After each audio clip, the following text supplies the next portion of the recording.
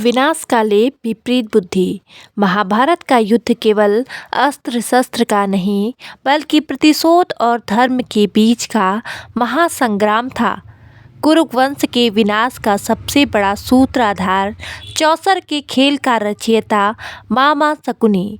हम सब उन्हें केवल एक छली और कुटिल योजनाकार मानते हैं, परंतु क्या आप जानते हैं कि जब शकुनी कुरुक्षेत्र की रक्त रंजित भूमि पर अपनी अंतिम सांसें गिन रहे थे, तब उन्होंने अपनी आंखों पर पट्टी बांधने वाली बहन गांधारी से कुछ ऐसा कहा था जो उनके पूरे जीवन के छल कपट पर भारी पड़ गया।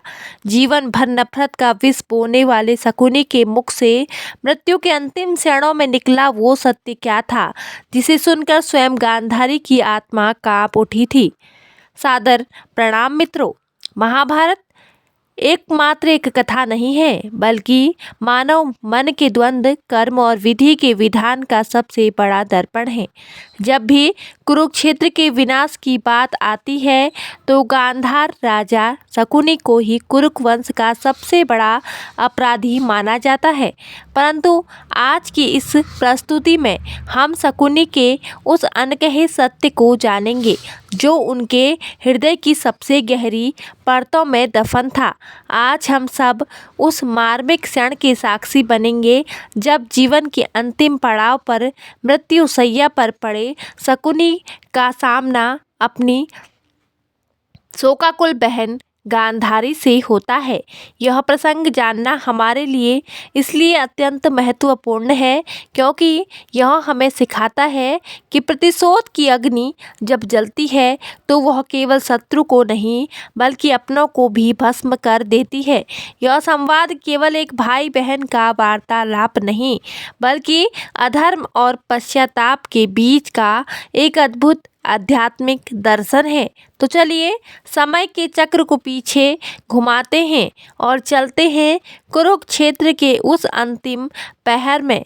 कुरुक्षेत्र की वह रक्त रंजित भूमि जहां 18 अक्षौहिणी सेनाओं का अहंकार धूल में मिल चुका था, उसी रणभूमि के एक कोने में कुरुवंश के विनाश का रचयिता गांधार नरेश शकुनी आज मृत्युशैया पर शत विशत पड़ा था। माद्री पुत्र सहदेव के तीक्ष्ण प्रहारों ने उस कुटिल योद्धा के प्राण हरने की पूर्ण व्यवस्था कर दी थी। श्वासें उखड़ रही थी, परंतु प्राण अभी भी नेत्रों में अटके थे, मानो किसी अंतिम प्रतीक्षा में हो। तभी शवों के ढेरों को टटोलती अपने 100 पुत्रों के विनाश का विलाप करती हुई माता गांधारी वहां पहुंचती है। अपनी आंखों पर बंधी पट्टी के अहंकार में भी एक बहन अपने भाई की पीड़ा को भली भांति अनुभव कर रही थी।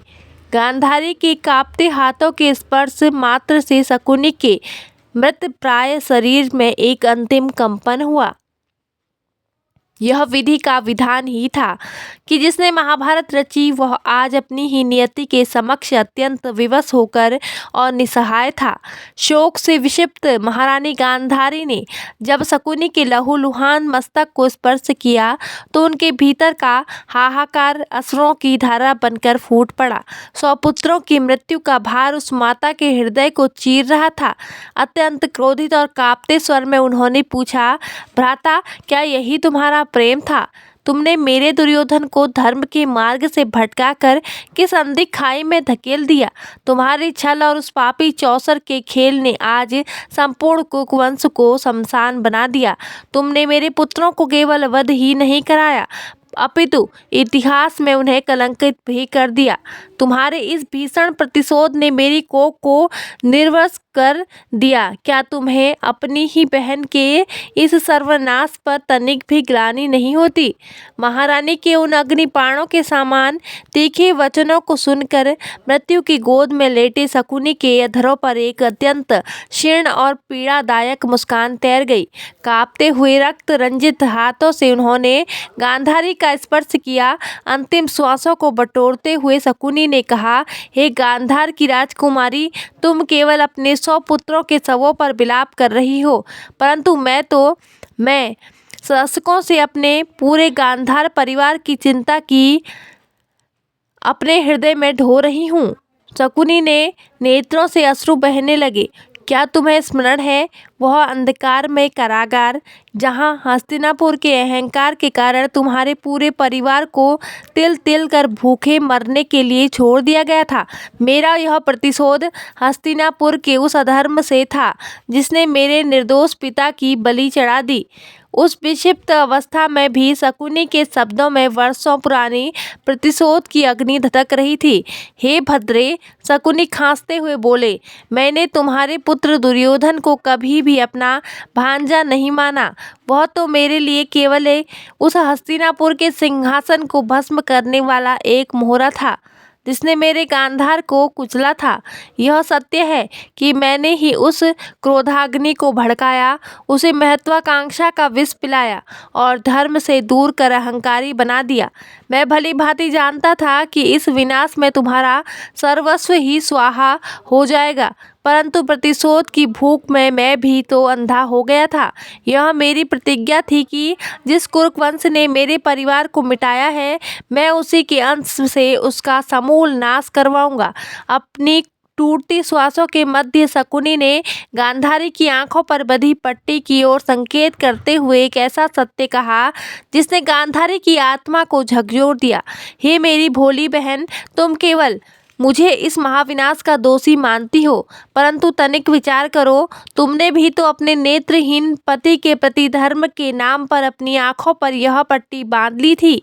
तुम्हारा यह कृत्य केवल एक पत्नी धर्म नहीं था, अपितु यह तुम्हारी अपनी ही संतान के अधर्म के प्रति मूंद ली गई आंखें थी।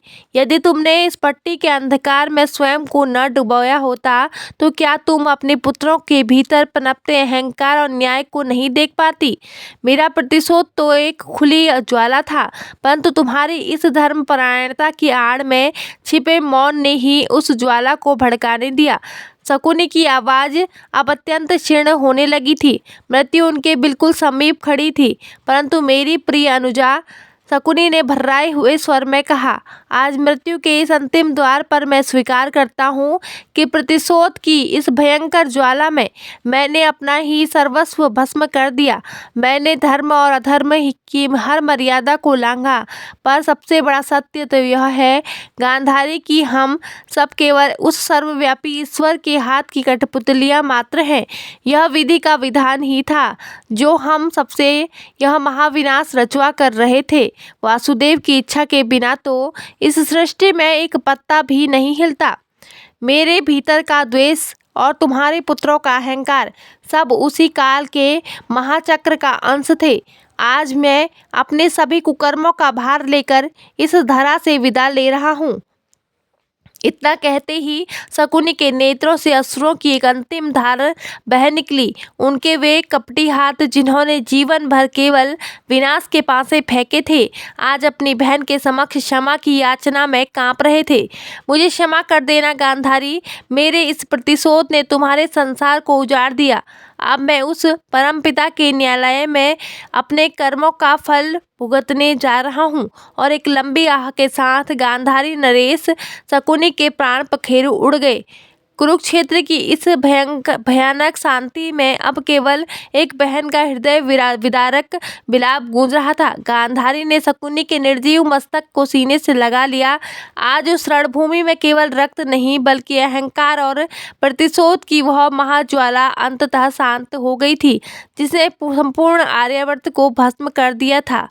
तो दोस्तों, कुरुक्षेत्र की उस रक्त रंजित भूमि पर शांत हुई वह प्रतिशोध की ज्वाला आज हमें एक बहुत बड़ा आध्यात्मिक सत्य सिखाती है। जब हम अपने भीतर क्रोध, ईर्ष्या और बदले की भावना को पालते हैं तो वह शकुनी के विष की भांति केवल दूसरों को नहीं बल्कि हमारे अपने वजूद को भी खोखला कर देती है। साथ ही गांधारी का चरित्र हमें यह सिखाता है कि अपनों के अधर्म के प्रति आंखें मूंद लेना भी एक बहुत बड़ा पाप है। क्या आपके विचार में महाभारत का असली दोषी शकुनी था या परिस्थितियां और अपनों का मौन? अपने विचार हमें कमेंट करके ज़रूर बताएं और ऐसी ही आध्यात्मिक और ज्ञानवर्धक कहानियां सुनने के लिए हमारे चैनल को सब्सक्राइब करना ना भूलें। धन्यवाद। जय श्री कृष्णा, जय माता दी।